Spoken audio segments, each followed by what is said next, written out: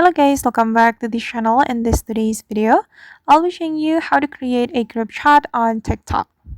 Okay, let's get started. First thing first, of course, we have to open our TikTok application. After our TikTok application has been opened, we can go to the inbox section.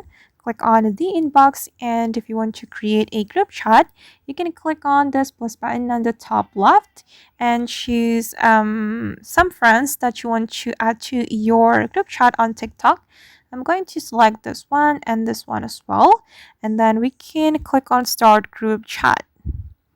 Okay, and now the group chat has been created, guys, and you will be able to change the name of your group chat and add members to your group chat, and then you can also share this group chat to others. And I'm going to change the name of this group chat. I'm just going to name it squad like this. Okay, and now the group chat's name has been changed. Alright guys, so that's how we can create a group chat on TikTok. I hope this video will be useful for you. Thank you so much for watching, and if you found this tutorial helpful, don't forget to share this video to your friends. Thank you so much for watching, and see you.